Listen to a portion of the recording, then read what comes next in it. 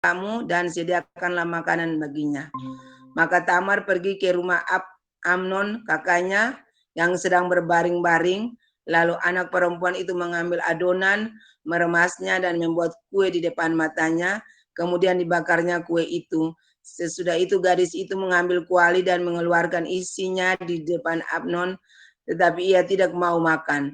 Berkatalah Amnon, suruhlah setiap orang keluar meninggalkan aku. Lalu keluarlah setiap orang meninggalkan dia. Lalu berkatalah Amnon kepada Tamar, bawalah makanan itu ke dalam kamar, supaya aku memakannya dari tanganmu. Tamar mengambil kue yang disediakannya itu, lalu membawanya kepada Amnon, kakaknya, ke dalam kamar. Ketika gadis itu mengidangkannya kepadanya, supaya ia makan, dipegangnya lah gadis itu dan berkata kepadanya, marilah tidur dengan aku, adikku. Tetapi gadis itu berkata kepadanya, tidak kakakku, jangan perkosa aku, sebab orang tidak berlaku seperti itu di Israel. Janganlah berbuat noda seperti itu. Dan aku, kemanakah ku bawa kecemaranku? Dan engkau akan dianggap sebagai orang yang bebal di Israel. Oleh sebab itu, berbicara dengan raja, sebab ia tidak akan menolak memberikan aku kepadamu.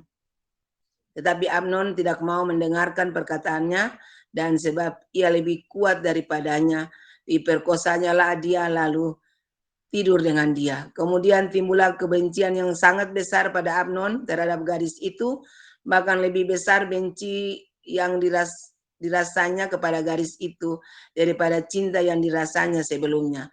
Lalu Amnon berkata kepadanya, bangunlah, enyalah. Lalu berkatalah gadis itu kepadanya, tidak kakakku, sebab menyuruh aku pergi adalah lebih jahat daripada apa yang telah kau lakukan kepadaku tadi. Tetapi Amnon tidak mau mendengarkan dia. Dipanggilnya orang muda yang melayani dia, katanya, suruhlah perempuan ini pergi daripadaku dan kuncilah pintu di belakangnya. Gadis itu memakai baju kurung yang maha indah, sebab demikianlah putri-putri raja yang masih perawan berpakaian baju kurung panjang. Kemudian pelayan itu menyuruh dia keluar, lalu mengunci pintu di belakangnya. Lalu Tamar menaruh abu di atas kepalanya, menggoyahkan baju kurung yang maha indah yang dipakainya, meletakkan tangannya di atas kepalanya, dan pergilah ia sambil meratap dengan nyaring. Bertanyalah Absalom kakaknya kepadanya, apakah Amnon kakakmu itu bersetubuh dengan engkau? Maka sekarang adikku, diamlah saja. Bukankah ia kakakmu? Janganlah begitu memikirkan perkara itu. Lalu Tamar tinggal di rumah Absalom kakaknya itu seorang diri. Ketika segala perkara itu didengar Raja Daud sangat dengar Raja Ketika segala perkara itu didengar, Raja Daud sangat marahlah ia. Dan Absalom tidak berkata-kata dengan Amnon, baik tentang yang jahat maupun tentang yang baik. Tapi Absalom membenci Amnon sebab ia telah memperkosa Tamar adiknya. Amin. Amin. Terima kasih banyak Mama Gape sudah membacakannya untuk kita. Puji Tuhan, luar biasa di kisah 2 Samuel 13 ini, yaitu Amnon ini anaknya Daud. Amnon sangat tergoda melihat kecantikannya Tamar, adik tirinya. Jadi di sini tuh kedagingan yang dimiliki Amnon adalah itu hawa nafsu, yaitu pengen menguasai, sehingga hawa nafsu itu buat dia kehilangan akal sehatnya. Jadi dia kayak sekalipun saudaranya tuh dia tetap ingin memiliki yaitu saudara tirinya itu tersebut. Jadi dan juga Amnon ini dia terhasut sama Yonadab, yaitu Yonadab untuk memperkosa Tamar. Dan setelah diperkosanya pun tetap malah ya tidak dalam dosa. Kemudian dia malah jadi membenci kepada Tamar tersebut. Malah lebih besar lagi, jadi lebih besar daripada rasa cinta yang sebelumnya. Dan kemudian Amnon tidak mau bertanggung jawab untuk menikahi Tamar. Amnon malah melecehkan, mencapakan Tamar. Nah, itu perbuatan tidak disukai oleh Tuhan. Nah, itu sangat dibenci oleh Tuhan. Oleh sebab itu malah endingnya itu bahkan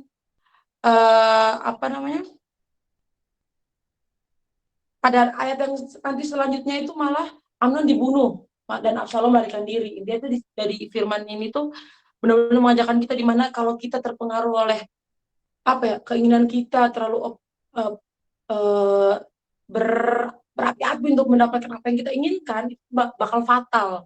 Seperti yang sudah di Amnon lakukan kan, kayak dia pengen banget awalnya memiliki Tamar, tapi endingnya dia malah meninggalkan, dan dia malah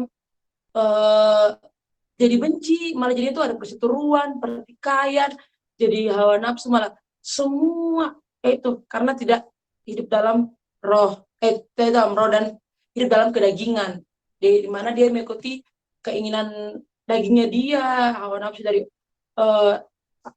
dirinya sendiri, tidak mau hidup kudus kayak begitu.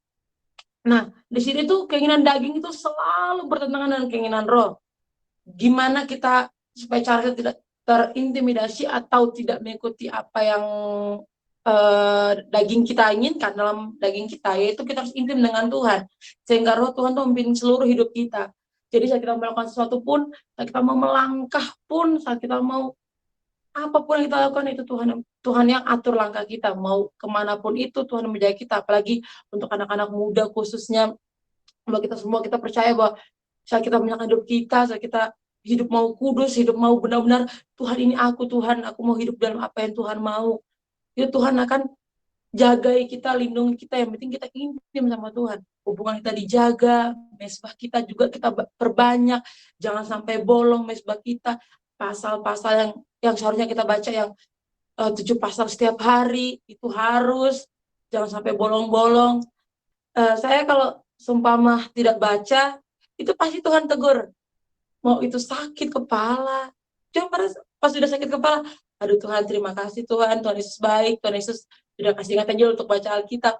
Karena Tuhan mengasihi kita semua, khususnya buat Angel juga Tuhan mengasihi Angel supaya jangan sampai Angel lupa atas apapun yang Angel harus hubungan dengan Tuhan, harus tetap intim setiap hari, sekalipun sibuk apapun harus intim. Jadi itulah saat kita mau melakukan dosa pun kita diingatkan Tuhan, Roh Kudus ingatkan kita, tidak, itu dosa, itu salah. Kamu mau ke sini, kayak mau kemanapun, kalau tanpa tanya Tuhan dulu, itu pasti langsung Tuhan keep, kayak no, tidak boleh, kayak gitu. Jadi puji Tuhan, kisah ini tuh sangat luar biasa ya. Banyak kali kita harus bisa pelajari, yang dimana kita tidak boleh mengikuti keinginan daging kita.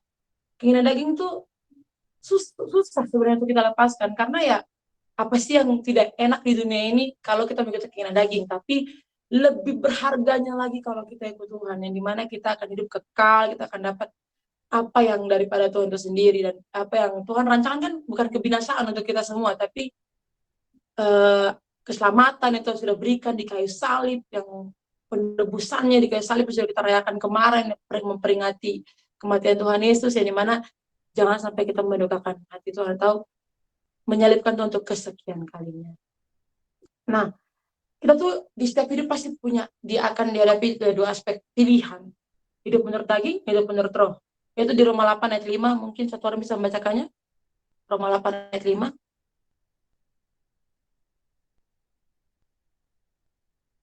Roma 8 ayat 5.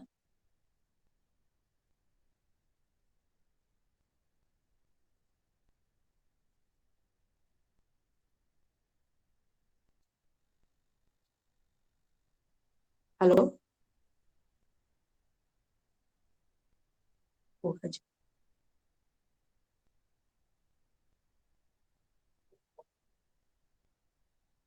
Terima kasih Kak Jo. Nah, luar biasa. Kalau kita kan hidup menurut daging, ya kita akan hidup menurut daging. Tapi kalau hidup apa yang Tuhan mau, kita akan hidup dalam roh. Setiap hal yang kita lakukan itu pasti ada hukum tabur tuai. Setiap yang kita lakukan itu pasti ada konsekuensinya. Yang dimana, yaitu hukum alam itu akan berlaku. Apa yang kita tabur baik, kita akan menuai yang baik. Saat kita tabur jahat, kita akan menuai juga yang jahat. Yang dimana setiap orang tuh pasti pernah berbuat salah, itu pasti. Tapi dimana kita mau bertobat, kita mau berbalik, kita mau menyerahkan semua dalam tangan Tuhan, kita mau hidup dalam apa yang Tuhan mau, pasti itu Tuhan tolong kita, pasti Tuhan berkati kita, Tuhan pasti juga memimpin hidup kita. Nah, di sini contoh nih, kita petani, dia nanam padi. Tidak mungkin dia tuainya itu keladi, pasti padi itu tersebut. Jadi di sini kehidupan Kristenan itu pasti berhenti dengan apa yang kita akan tuai. Kita buat dosa di dunia ini, kita mungkin tidak melihatnya, kita hidup kayak fine-fine saja dalam dosa, toh nggak ada apa-apa. Jangan salah, ntar kekekalan itu yang kita akan di kekekalan nanti kita akan mempertanggungjawabkan semuanya itu. Dan mari kita sama-sama berusaha, sama-sama belajar. Tuhan Yesus tolong supaya kita tetap hidup dalam apa yang Tuhan mau, dan dalam apa yang Roh Kudus mau dalam hidup kita, hidup dalam bukan keinginan daging kita belajar melepaskannya satu persatu, sekalipun itu susah. Tapi setiap hari kita harus minta pertobatan Tuhan Yesus. Mari Tuhan kau jamah supaya kita juga hidup dalam apa yang Tuhan mau. Kemudian coba kita buka di Matius 16 ayat 24 sampai 25. Matius 16 ayat 24 sampai 25.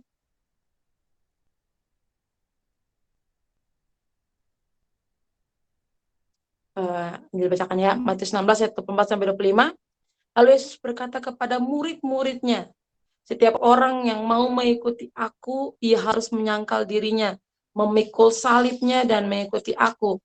Karena barang siapa mau menyelamatkan nyawanya, ia akan kehilangan nyawanya. Tetapi barang siapa kehilangan nyawanya, karena aku, ia akan memperolehnya. Amin. Di sini janji Tuhan tuh luar biasa.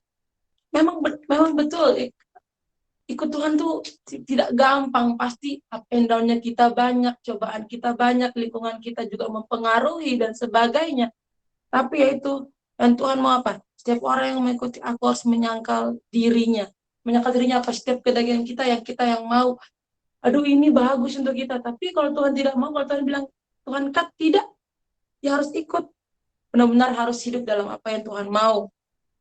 Dan ini memikul salibnya, ikut mau menderita dalam Tuhan. Jadi ini juga Tuhan ingatkan kita sih supaya harus tetap mau hidup dalam apa yang Tuhan mau, bukan untuk diri kita tapi untuk orang lain dan juga untuk Tuhan pastinya. Kemudian ikut Tuhan itu pasti tidak gampang, saudara-saudara. Tawaran dari dia itu sangat sangat buat kita tuh gampang terpengaruh. Contohnya dalam pergaulan anak muda ya, anak muda. Nongkrong. Pasti endingnya itu kalau anak muda yang tidak takut Tuhan itu pasti dalam tongkrongannya itu rokok, mabuk. Jadi pulang itu sudah pusing lah, endingnya itu malah tidak sadar lah dan segala macam, malah buat hal-hal yang berat. Tapi lingkungan kalau untuk tidak ada yang melarang nongkrong itu tidak ada. Tapi dimana kalau nongkrong itu untuk contoh kayak kumpulan anak-anak Tuhan, kita nongkrong untuk bahas yang hal yang positif, itu malah lebih baik. Jadi apalagi anak-anak muda itu benar-benar harus lihat circle lingkungan, benar-benar harus dijaga, benar-benar harus, ya dia membawa dampak buruk atau dampak baik buat saya. Jadi puji Tuhan, dulu tuh saya merasakan sekali kalau punya teman tuh sangat banyak sekali. Tapi semenjak banyak benar-benar sungguh-sungguh sama Tuhan, mau hidup dalam apa yang Tuhan mau, itu benar-benar Tuhan kan hampir berapa ya? Dan dia cuma beberapa orang saja yang benar-benar dekat, karena itu yang Tuhan mau, yaitu harus benar-benar intim sama Tuhan, harus benar-benar ikut apa yang Tuhan mau, bukan apa yang Angel mau. Jadi benar-benar Tuhan ajarkan harus mau ikut aku atau mau ikut dunia. Yang dulunya suka nongkrong tidak pernah nongkrong, malah sekarang tuh ya sudah, apa yang Tuhan mau itu yang harus Angel lakukan. Jadi mari kita sama-sama juga semangat, sama-sama mau ikut Tuhan, jangan kita jemu-jemu melayani, apalagi kita harus melayani pakai waktu-waktu kayak ini. Angel pernah juga mikir kayak gini, Tuhan, tapi kalau pelayanan kan juga, kalau nongkrong kan juga ya, maksudnya ya sudah sih, tidak berdosa juga. Tapi Tuhan ingatkan, jangan sampai itu membuat dosa. Itu ya, jangan sampai jadi gosip, malah jadi nongkrong jadi gosip, jadi hal-hal yang berarah ke yang lain gitu loh. Jadi ya buat kita berdosa sendiri. Mungkin kita tidak sadari itu hal kecil, tapi itu juga sebenarnya itu harus dijaga, harus benar-benar juga dijaga. Mending kita menghabiskan waktu untuk melayani, menghabiskan waktu untuk hal-hal yang positif. Nah, ini yang saya catat sini, akibat bila terus hidup dalam kedagingan. Yang pertama, ialah maut. Roma 8 ayat 6a. Keinginan daging itu berakhir dengan maut. Jika kamu hidup dalam daging, kamu akan mati. Jadi upah kedagingan itu kita akan mati. mati itu bukan mati juga yang bukan Tuhan siapkan, tapi yang malah kebinasaan yang akan kita terima. Bukan yang Tuhan sudah janjikan buat hidup kita, tapi malah yang seharusnya Tuhan sudah berikan untuk kita. Jadi jangan sampai kalau kita tidak mau melepaskan kedagingan tuh, jangan sampai saudara-saudara kita harus melepaskan kedagingan. Tuhan Yesus tolong supaya jangan lupa maut yang akan mendapatkan kita. Yang kedua, perseteruan dengan Allah. Kita buka di Roma 8 ayat 7 sampai ayat 7 dan 8, yaitu keinginan daging membawa perseteruan dengan Allah dan tidak berkenan kepada Allah. Jadi keinginan daging itu tidak Tuhan perkenankan, malah kita malah perseteruan, berlawanan, bertentangan dengan apa yang Tuhan mau dalam hidup kita. Ya jadinya yang Tuhan sudah korbankan buat kita, yang sudah Tuhan rela mati buat kita tuh jadi bukan apa ya, tapi ya Tuhan sudah buat banyak buat kita, jadi kita juga harus apa yang kita bisa. Memang kita tidak bisa membalas kasih Tuhan, tapi apa yang kita bisa tuh kita harus lakukan. Kita harus benar-benar berikan untuk Tuhan. Jangan sampai kita malah jadi musuh Tuhan. Keinginan daging itu adalah permusuhan dengan Allah. Jadi kita tidak boleh sampai menjadi permusuhan dengan Allah. Memang berat sih kalau untuk keinginan daging, karena keinginan daging itu sangat tapi kita harus tahu hidup dalam Tuhan itu lebih wow lagi. Nah, itu adalah akibat dalam hidup dalam kedagingan. Terus kemudian keuntungan bila kita terlepas dari keinginan daging atau hidup dalam roh. Yaitu yang pertama, kita mempunyai hubungan yang intim sama Tuhan.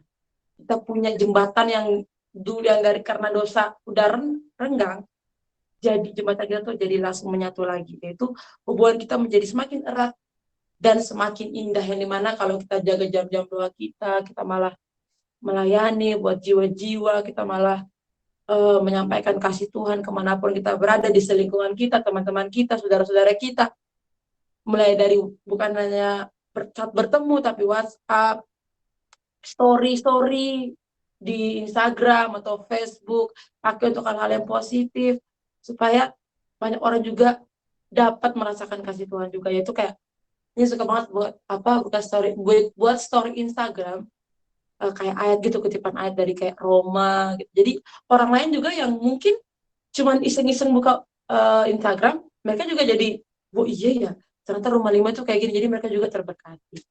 Jadi pakailah akun-akun media sosial kita juga untuk hal yang berguna, untuk bisa juga orang lain juga jadi berkat. Ya itu, kita harus membangun hubungan. Jadi keuntungan kita itu adalah yang pertama tadi, hubungan pribadi kita dengan Tuhan menjadi semakin dekat dan semakin erat. Yang dimana kita makin kita sama Tuhan, kita juga makin hidup kita dipelihara juga sama Tuhan. Tuhan tolong kita, dan apapun yang kita lakukan itu pasti Tuhan langsung ingatkan. Kalau dulu-dulunya itu cuek, kayak mau lakukan sesuatu, nanti itu urusan belakang, tinggal minta ampun sama Tuhan dan selesai. Tapi kalau untuk hari-hari ini, mari kita sama-sama juga sudah hidup dalam kebenaran juga, kita harus benar-benar harus bisa mengangkat apa yang seharusnya tidak kita lakukan dan harusnya kita lakukan. Yang kedua, hubungan keluarga kita juga semakin indah dan harmonis. Dalam keluarga, hubungan ayah dan anak, hubungan ayah dan ibu, atau kakak dan adik, sepupu dengan adik, dan keluarga kita, orang tua keluarga kita. Jadi hubungan kita juga makin erat saat kita membawa orang hidup dalam apa yang Tuhan mau. Tuhan juga akan menjaga tubuh hidup kita, keluarga kita, masa depan kita Tuhan jamin. Tuhan juga menjagai apapun yang kita lakukan. Nah itu, hubungan kita dengan keluarga kita pun juga harmonis, tidak ada bertengkar. Contoh kalau kita isinya amarah, pasti memang kita amarah ini benar-benar yang sebenarnya banyak Tante Nani sudah sampaikan, yang tentang amarah itu benar-benar luar biasa.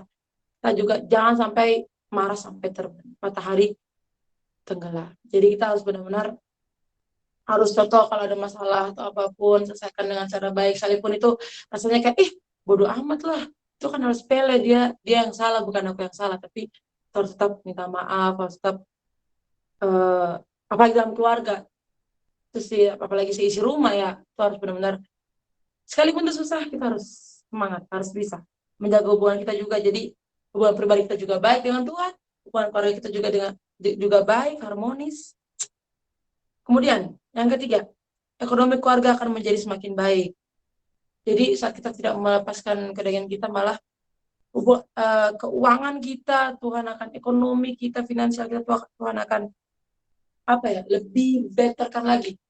Contohnya, kalau dulu punya uang buat mabuk, buat togel, buat apapun itu, kan hal-hal yang tidak berguna.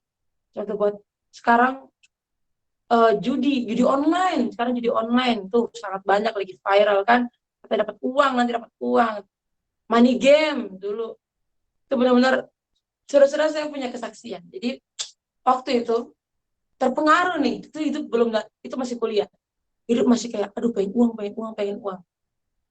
Ya akhirnya ikut nih namanya money game.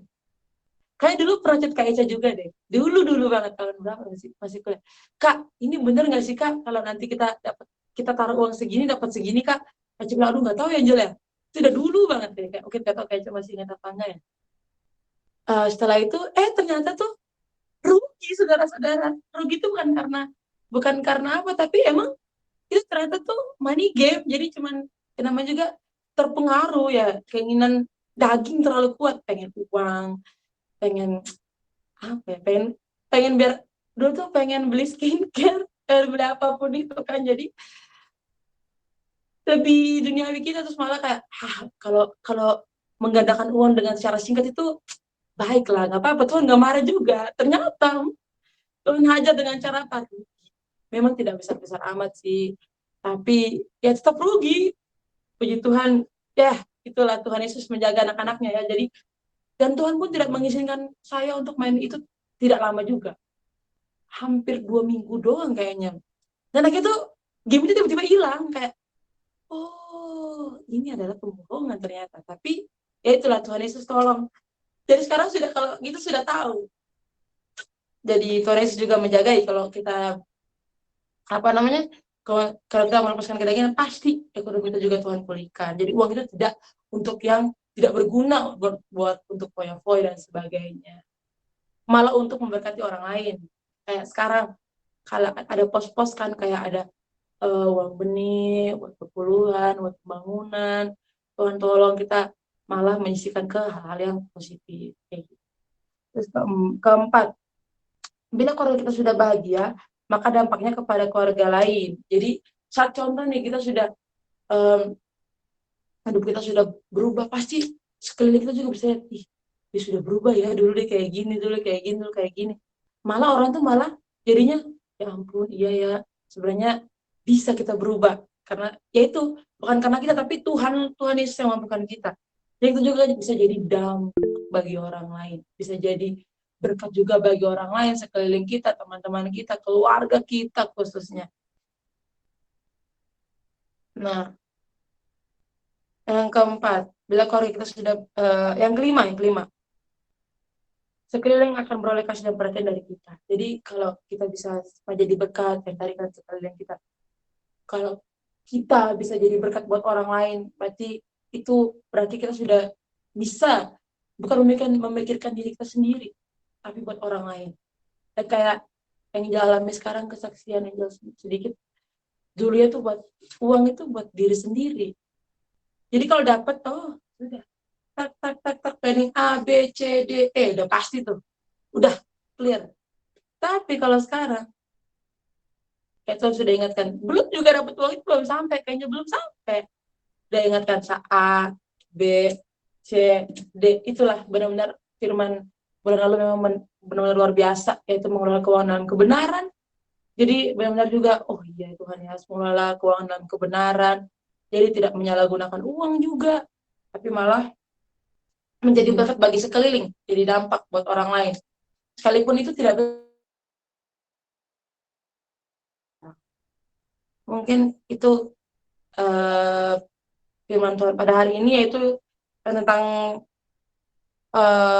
kisah dari 2 Samuel 13 ini, yaitu di mana bagaimana kita tidak boleh dalam keinginan daging. Efeknya itu akan maut. Jadinya itu malah berujung buruk, fatal. Yang dimana Tuhan ajarkan kita supaya jangan kita hidup dalam kedagingan. Jangan terus-menerus, kalaupun kita sementara di dalam itu, go. Minta Tuhan Yesus, berdoa, minta Tuhan Yesus lepaskan semua dalam hidup kita. Kalian itu sulit, tapi Tuhan Yesus mampukan. Tuhan Yesus tolong kita semua supaya hidup dalam apa yang Tuhan mau. Jadi kita juga mendapat keuntungan bila kita melepaskan dari keinginan daging, sudah poin-poin serta baikkan tadi. Sekian dari kebenaran firman Tuhan. Saya serahkan kepada hamba Kakak Nali. Ya, puji Tuhan. Terima kasih untuk firman Tuhan malam ini. Ada beberapa poin tambahan yang kita lihat dari pembacaan firman Tuhan malam ini ya, tentang dan Amnon dan Tamar ini.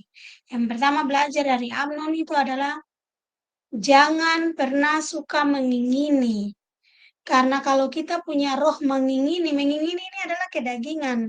Kalau kita punya roh mengingini ada, maka timbul rancangan jahat, timbul iri hati, semuanya itu jadi satu. Amnon ini berawal dari punya roh mengingini Tamar. Dia melihat Tamar tidak dengan kasih, tapi dia melihat Tamar dengan nafsu yang tidak di dalam kebenaran. Saking dia terpincut dengan kecantikan Tamar, akhirnya dia mulai cari jalan bagaimana supaya bisa dapatkan Tamar.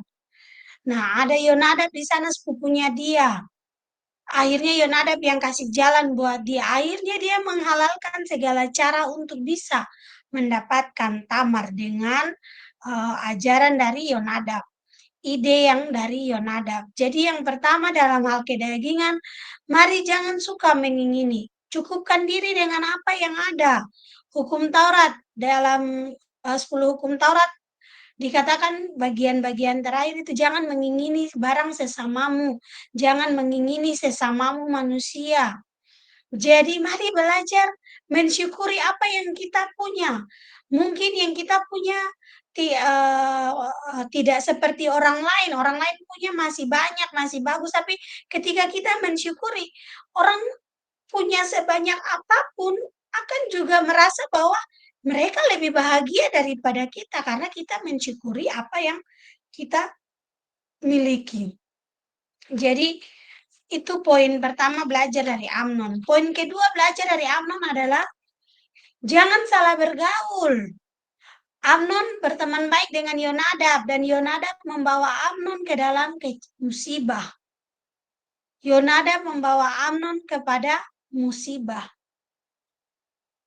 Firman Tuhan katakan pergaulan yang buruk merusak kebiasaan yang baik. Yang tadi Angel sampaikan, biasa dulu waktu belum di dalam Tuhan, suka nongkrong ke sana, kemari, suka bikin ini, bikin itu. Tapi ketika sudah di dalam Tuhan, mau buat sesuatu, bahkan buat yang salah pun tetap Tuhan tegur. Kita bersyukur kalau kita bergaul karib dengan Tuhan. Kita bergaul karib dengan anak-anak Tuhan. Kita bergaul karib dengan orang-orang yang takut akan Tuhan. Ada hal-hal yang akan Tuhan bukakan untuk kita.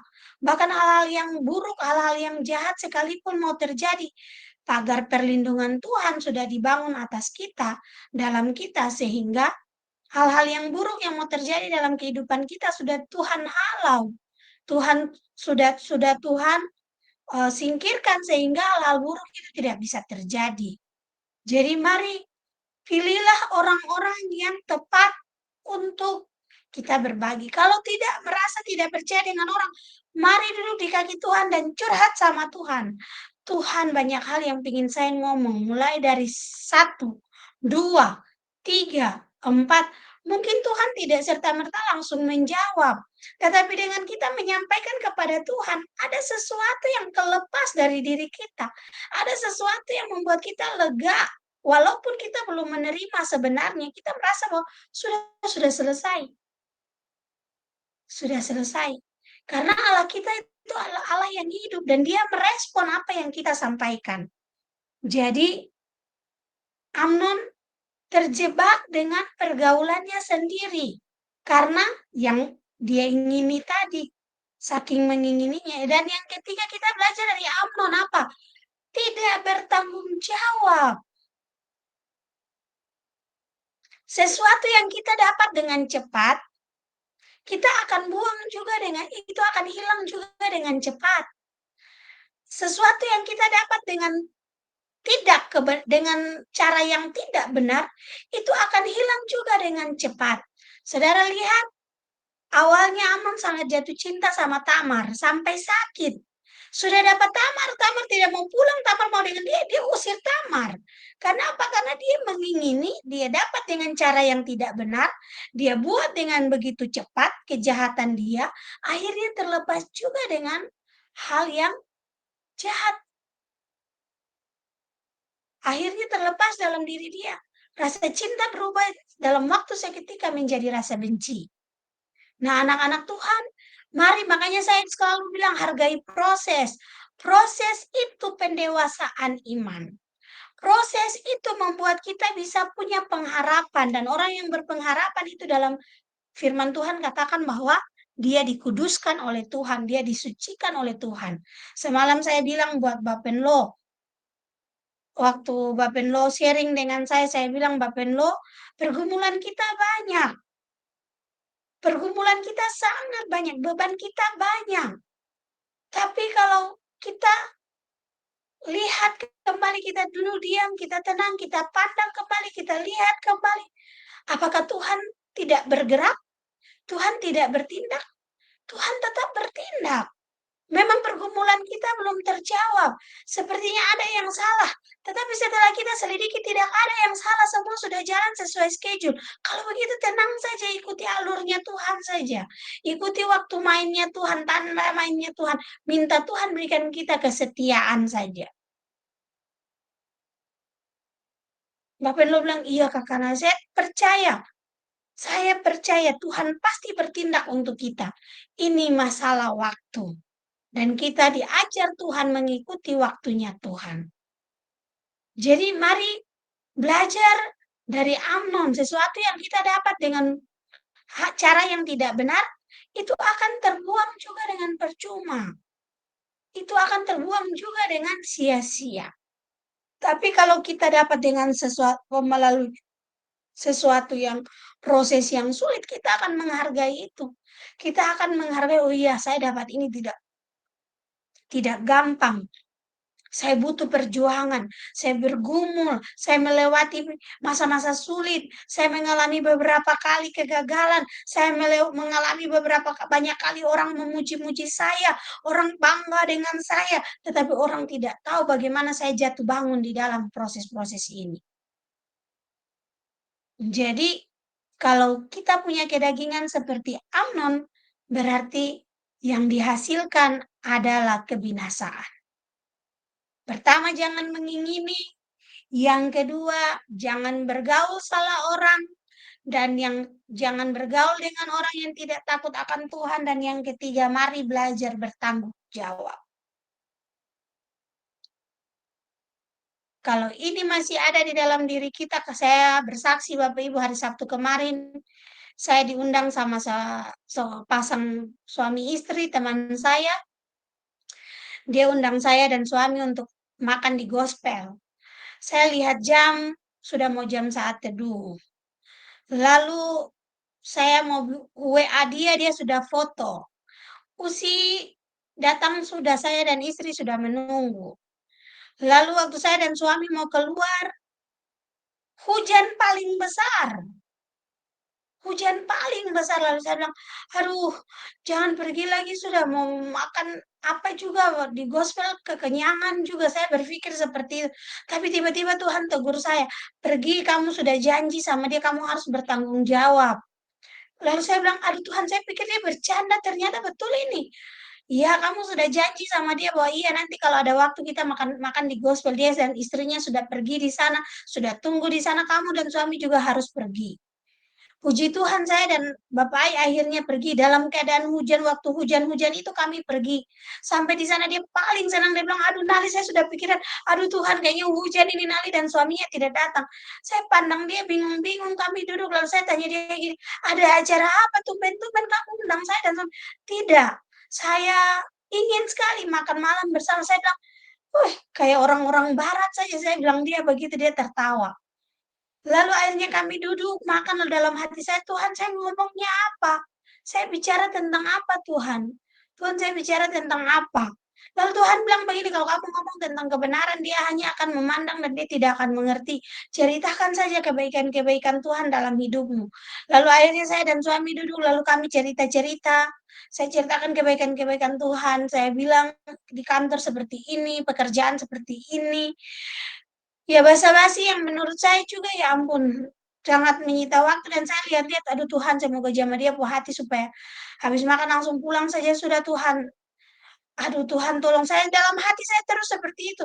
Puji Tuhan selesai makan, lalu dia bilang begini, "Usinali dan Bu Aib mau pulang." Saya bilang, "Iya kita langsung balik sudah ya, sudah 8:30 lewat ini, sudah mau sudah jam 9 lah, sudah sekitar jam 9 lah."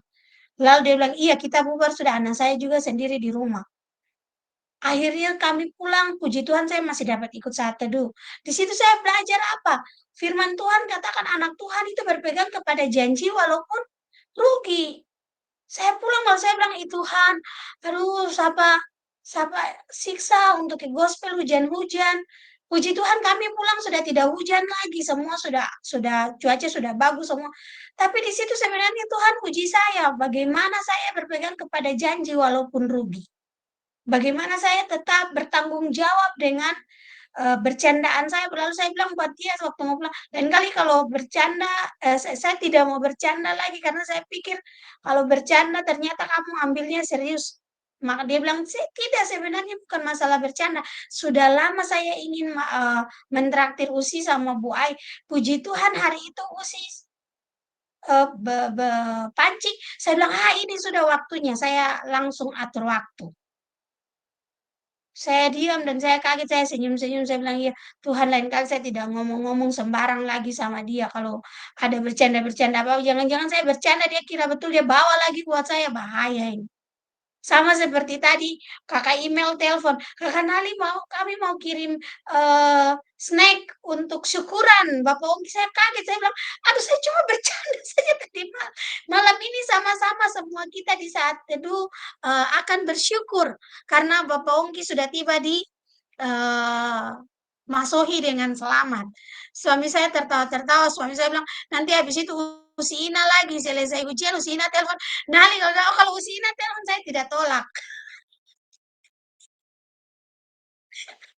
Habis ini Usi Ina telepon tanya, "Nali ini serius kah